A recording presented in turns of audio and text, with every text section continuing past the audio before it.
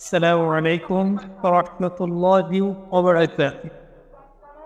আমরা অনেক সময় অনেক কিছু দেখি, অনেক কিছু বুঝি, কিন্তু না বোঝারও সময় হয় অনেক সময়। আমাদের দেশে যে পরিস্থিতি চলতেছে, বন্যা ক্ষতিগ্রস্ত এলাকা, বন্যাতে অনেক ক্ষতি হচ্ছে, অনেক সমস্যা হইতেছে।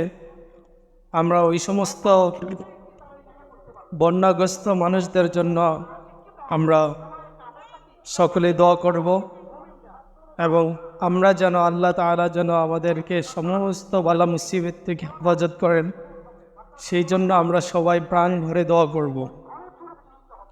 বিশেষ করে যে সমস্ত এলাকায় বন্যায় ক্ষতিগ্রস্ত হচ্ছেন, ফেনী, কুমিল্লা, চাঁদপুর, লক্ষ্মীপুর, নোয়াখালী, এই সমস্ত অঞ্চলগুলোর জন্য আমরা বেশি করে দোয়া করব। আল্লাহ তাআলা যেন এই সমস্ত অঞ্চলের মানুষদেরকে পরিপূর্ণভাবে একইভাবে আল্লাহ তাআলা যেন তাদের বালা মুসিবত থেকে আল্লাহ তাআলা যেন সমস্তভাবে হেফাজত করে, এবং আমাদেরকেও যেন আল্লাহ তাআলা সব কিছু থেকে হেফাজত করেন। আমাদের যারা অসুস্থ আছে তাদেরকে যেন পরিপূর্ণ শেফায়ে কামিল আজলা কুল্লা নসিব ফরমান, এবং তাদেরকেও তাদের মধ্য থেকে যারা অনেক বেশি অসুস্থ আছেন তাদেরকেও যেন আল্লাহ তাআলা পরিপূর্ণ সুস্থতার নিয়ামত দান করেন। এই জন্য আমরা সব কিছু থেকেই আমরা চেষ্টা করব আমাদের দ্বারা যেন ইসলামের ধার প্রান্ত থেকে আমরা যেই পর্যন্ত আমাদের সব কিছু ঠিক থাকবে, আমরা সব কিছুর জন্য আমরা চেষ্টা করব এবং ইসলামটাকে আমরা প্রচার করার জন্য খুব বেশি ভালোভাবে দাবিত করব। আরেকটা বিষয় হলো যে এই সমস্ত বন্যা ক্ষতিগ্রস্ত লোকদের জন্য আমরা কি করব? আমাদের যাদের আর্থিক সহযোগিতা ভালো আছে, আমরা তারা এই সমস্ত বন্যা ক্ষতিগ্রস্ত মানুষদের পাশে দাঁড়াবো। আর যাদের আর্থিক সহযোগিতা ভালো নেই, যাদের আর্থিক সহযোগিতা খারাপ আছে, তারা সবাই তাদের জন্য খাস করে দোয়া করবেন।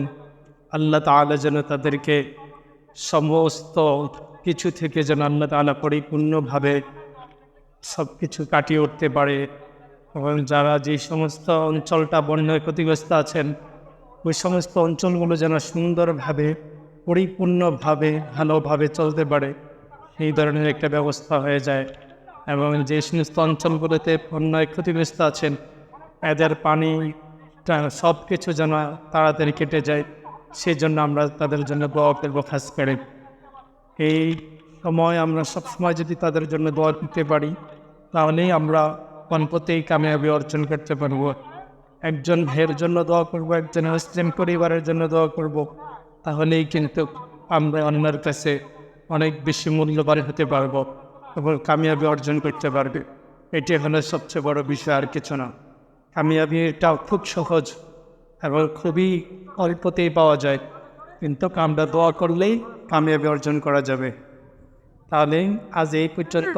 আল্লাহ হাফেজ। আসসালামু আলাইকুম ওয়া রাহমাতুল্লাহ।